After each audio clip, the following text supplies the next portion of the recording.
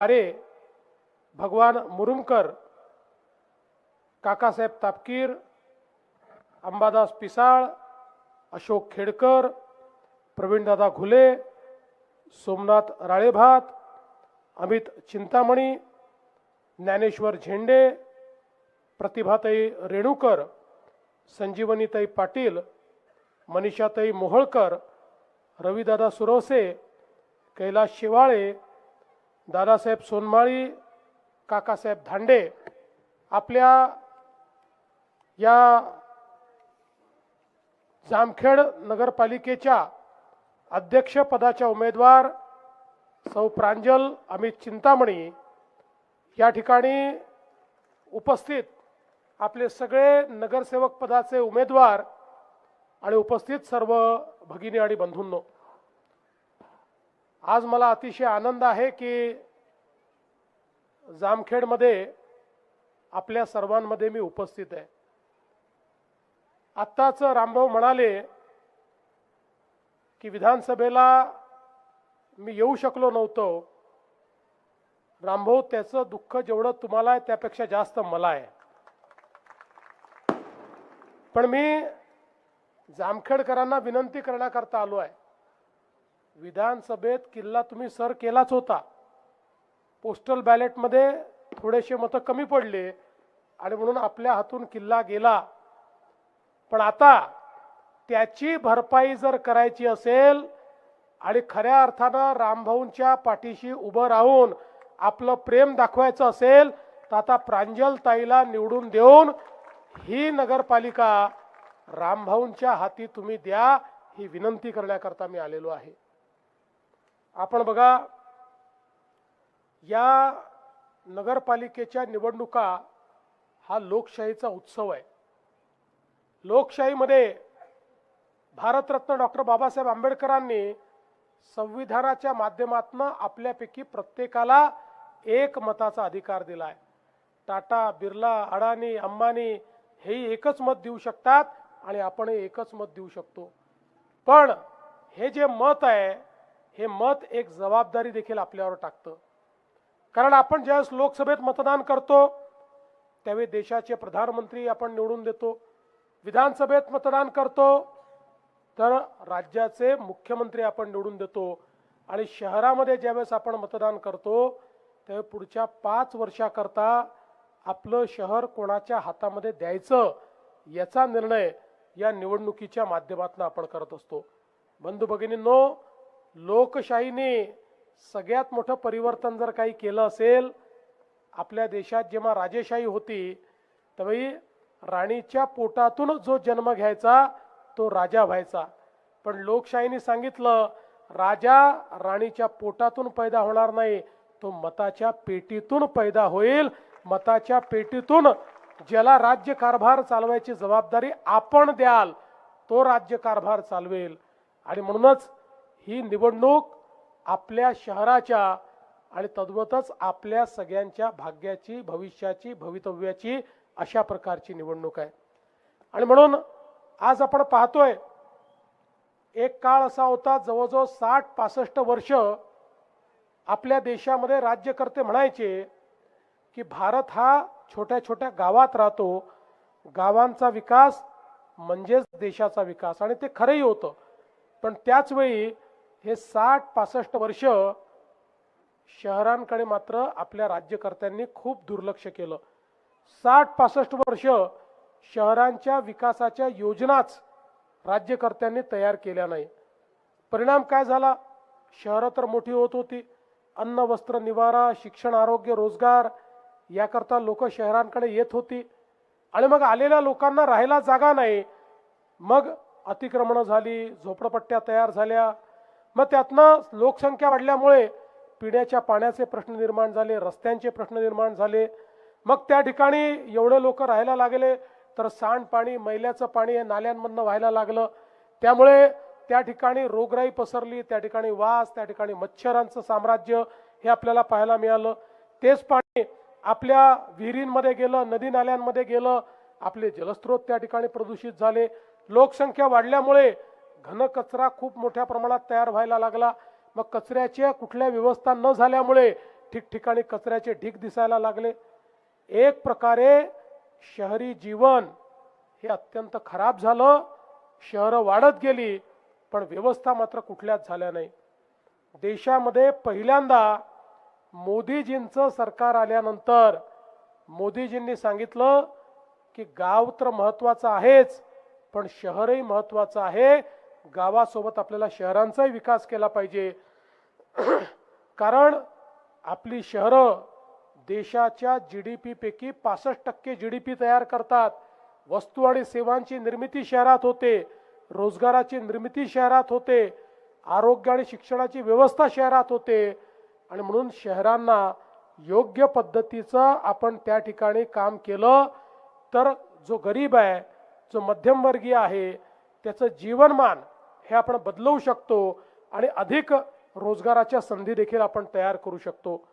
आज आपण महाराष्ट्राचा विचार केला तर आपण बघा, महाराष्ट्रामध्ये 6.5 कोटी लोक 40,000 गावांमध्ये राहतात आणि तेवढेच 6.5 कोटी लोक जामखेड सारख्या 400 शहरांमध्ये राहतात. 40,000 गावं आणि 400 शहरं. या 400 शहरांमध्ये आपण जर मूलभूत सोयी दिल्या तर अर्धा महाराष्ट्र त्याचं जीवनमान आपण हे उंच करू शकतो. आणि म्हणूनच मोदीजींनी पहिल्यांदा केंद्र सरकारच्या माध्यमातून शहरांकरता योजना तयार केली. स्मार्ट सिटीची योजना, अमृत सिटीची योजना, स्वच्छ भारत शहरी योजना, हर घर जल शहरी योजना, त्यासोबत प्रधानमंत्री आवास योजना शहरी योजना, अशा वेगवेगळ्या योजनांच्या माध्यमातून लाखो कोटी रुपये हे शहरांना देणं सुरू केलं. आज आपल्याला मला सांगताना आनंद वाटतो की मोदीजींच्या माध्यमातून किमान 50,000 कोटी रुपये महाराष्ट्राला शहरांच्या विकासाकरता या ठिकाणी प्राप्त झाले. आणि म्हणूनच आपण बघितलं असेल की ज्यावेळी आम्ही देखील राज्यात आलो, मी महाराष्ट्राचा मुख्यमंत्री झालो आणि रामभाऊ हे ज्यावेळी या महाराष्ट्रामध्ये पालकमंत्री झाले, आमच्या सोबतचे मंत्री झाले, त्यावेळी जामखेडमध्ये त्यांनी अनेक कामं सुरू केली. पिण्याच्या पाण्याची योजना असेल, गटारीची योजना असेल, अशा अनेक योजना त्यांनी सुरू केल्या. मध्यंतरी पुन्हा सरकार गेलं, त्या योजनांना ब्रेक लागला. पण आता काळजी करण्याचं कारण नाही आहे. आता आपल्या जामखेडमध्ये या सगळ्या योजना आपल्याला पूर्ण करायच्या आहेत. याची 2 कारणं आहेत. पहिलं कारण हे आहे की मुख्यमंत्री म्हणून मी पूर्ण ताकदीने रामभाऊंच्या पाठीशी उभा आहे. आणि दुसरं कारण हे आहे की मी जर त्यांचं ऐकलं नाही तर ते विधान परिषदेत मला उभं करतील, कारण ते हेडमास्टर आहे आणि आम्ही विद्यार्थी आहोत. त्याच्यामुळे त्यांचं ऐकणं मला क्रमप्राप्तच आहे. त्यांनी सांगितलं तिथे पैसा टाकावाच लागेल, ते काम करावंच लागेल. त्यामुळे आता एक संधी आपल्याला मिळालेली आहे. आज पिण्याच्या पाण्याची योजना आपली जवळपास पूर्णत्वाला जाते आहे. भुयारी गटाराची योजना काही भागात झाली आहे, उर्वरित भागात आपल्याला करायची आहे. या सगळ्या योजना करत असताना रस्त्यांची अवस्था वाईट झालेली आहे. ते रस्ते आपल्याला चांगले करायचे आहेत, त्या ठिकाणी कॉन्क्रीटचे रस्ते करायचे आहेत. आणि त्यासोबत या शहराला रिंग रोड देखील करायचा आहे. आणि आमच्या सुरेश धसांनी सांगितलं, कोण तो कासव गतीने काम करणारा कॉन्ट्रॅक्टर आहे, 2-2 फूट रोज करतो, त्यालाही मी शोधून काढतो, काळजी करू नका. त्यालाही चांगली फुटपट्टी लावतो आणि त्याला सांगतो कसं काम करायचं आहे. पण ही सगळी जी कामं आहेत, मी आजच तुम्हाला आश्वासन देतो, या ठिकाणी रामभाऊंनी ज्या ज्या मागण्या केलेल्या आहेत त्या मागण्या पूर्ण करण्याची जबाबदारी मी घेतो. या ठिकाणी त्याच्याकरता कुठेही निधी आपण कमी पडू देणार नाही. आज आपल्याला बघा, मोदीजींनी प्रधानमंत्री आवास योजनेत घरं दिली, रामभाऊंनी इथे घरांचं एक संकुल तयार केलं. पण आपल्या नंतरच्या काळात लक्षात आलं अनेक लोकांचं अतिक्रमण आहे, त्यामुळे त्यांना घरकुलाचा लाभच मिळत नाही. आणि म्हणून 2 महिन्यापूर्वी आपण निर्णय केला आणि त्याच्यात शासन निर्णय देखील काढला. आणि त्या शासन निर्णयाच्या माध्यमातून जे लोक बेघर आहेत किंवा झोपडपट्टीत राहतात, असं ज्यांनी अतिक्रमण केलेलं आहे, त्या सगळ्यांचं अतिक्रमण नियमित करून त्यांना मालकी हक्काचा पट्टा आपण देणार आहोत. आणि कच्चं घर असेल तर पक्कं घर बांधण्याकरता 2.5 लाख रुपये ही मोदी साहेबांच्या निधीतनं आपण त्यांना देणार आहोत. आणि रामभाऊंनी सांगितलं आपल्याला एक मोठं गृहसंकुल बांधायचं आहे. रामभाऊ तुम्ही निर्णय करा की आपल्या जामखेडला बेघर मुक्त करायचा आहे, एकही जामखेडमध्ये बेघर राहणार नाही, प्रत्येकाला घर मिळेल, हा तुमचा निर्धार तुम्ही करा. तुमच्या निर्धाराच्या पाठीशी ताकदीनं उभं राहून हा तुमचा निर्धार आपण पूर्ण करून दाखवू, हा विश्वास तुम्हाला देण्याकरता आज मी उभा आहे.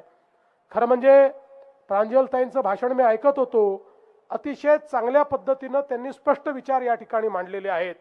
जरी अमित चिंतामणी हे नगरसेवक राहिले, त्यांचा अनुभव आहे, तरी देखील मी या ठिकाणी निश्चितपणे सांगू शकतो की अमित चिंतामणी यांच्या सावलीतल्या प्रांजलताई मला दिसत नाहीत, त्या स्वतंत्रपणे या ठिकाणी काम करू शकतील हे मला अतिशय स्पष्टपणे, कारण आता 30-35 वर्ष राजकारणात आहे, एखाद्या व्यक्तीला बघितल्यानंतर, त्यांचं भाषण ऐकल्यानंतर, त्यांचे विचार ऐकल्यानंतर आपल्याला त्यांच्या नेतृत्व गुणाचा अनुभव येतो.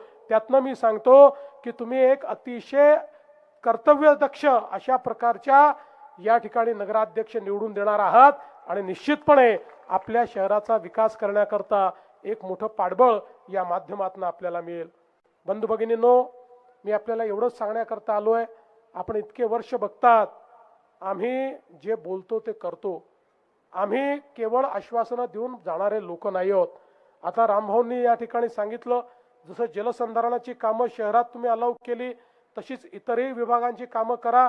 काही अडचणी आहेत रामभाऊ, पण तुम्ही आणि आम्ही मिळून ते अडचणी देखील सोडवू. कारण ही जी आपली जामखेड सारखी शहरं आहेत, ही शहरं पण आहेत आणि या ठिकाणी शेतकरी पण बसतो, या ठिकाणी शेतमजूर पण बसतो. त्यामुळे त्यांना त्या सगळ्या व्यवस्था आपल्याला द्याव्या लागतील, त्या सगळ्या गोष्टींचा त्यांना फायदा द्यावा लागेल आणि म्हणून निश्चितपणे त्या संदर्भातलं काम हे आपण करू. मागच्या निवडणुकीमध्ये आता 1 वर्ष 23 तारखेला आम्हाला झालं निवडून यायला, सरकारला तर 5 तारखेला 1 वर्ष पूर्ण होईल, पण इतका मोठ्या प्रमाणात महाराष्ट्राच्या जनतेने आम्हाला निवडून दिलं न भूतो अशा पद्धतीनं महाराष्ट्राच्या जनतेने आम्हाला निवडून दिलं. आणि मग सरकार बनल्यानंतर काही लोक म्हणायला लागले की बघा या भाजपवाल्यांना आता इतक्या जागा मिळाल्या की आता हे लाडकी बहीण योजना बंद करतील. 1 वर्ष झालं लाडकी बहीण योजना चालूच आहे आणि सगळ्या लाडक्या बहिणींना सांगतो, जोपर्यंत तुमचा देवाभाऊ मुख्यमंत्री आहे, लाडकी बहीण योजना सुरूच राहील, ती योजना बंद होणार नाही. पण मी प्रांजलताई तुम्हाला सांगतो, तुम्हाला ही सगळी जनता निवडून देणार आहे. तुम्ही निवडून आल्यानंतर माझ्या लाडक्या बहिणींना केवळ लाडक्या बहिणी ठेवू नका, त्यांना लखपती दीदी बनवा. कारण आता आपण लखपती दीदीचा कार्यक्रम हातामध्ये घेतलेला आहे. मला सांगताना आनंद वाटतो, गेल्या 1.5 वर्षामध्ये 50 लाख लाडक्या बहिणींना आम्ही लखपती दीदी बनवून टाकलेला आहे.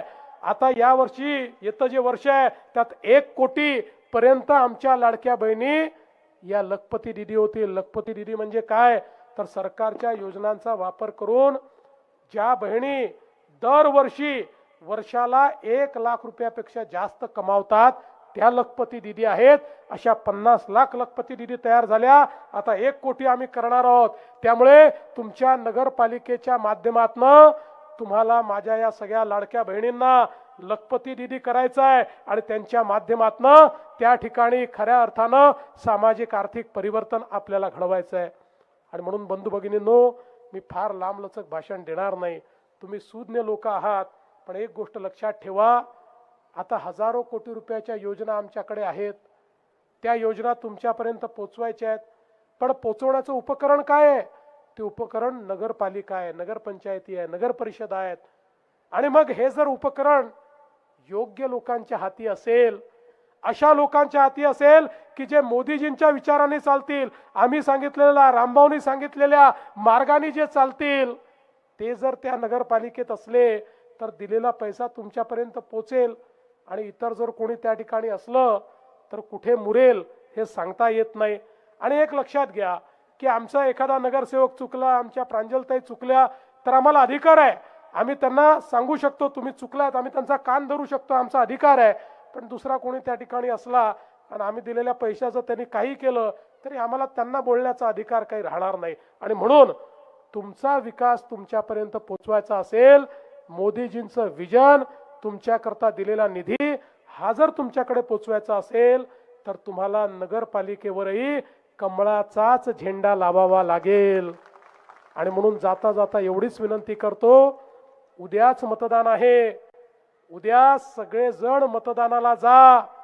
उद्या दिवसभर तुम्ही कमळाची काळजी करा, पुढचे 5 वर्ष तुमची काळजी आम्ही करू, हा विश्वास तुम्हाला देतो आणि माझं बोलणं संपवतो. धन्यवाद. जय हिंद, जय महाराष्ट्र. धन्यवाद साहेब. आभार प्रदर्शन सन्माननीय पवनजी राळेभात यांना विनंती आहे आपण सर्वांचं आभार प्रदर्शन व्यक्त करावं.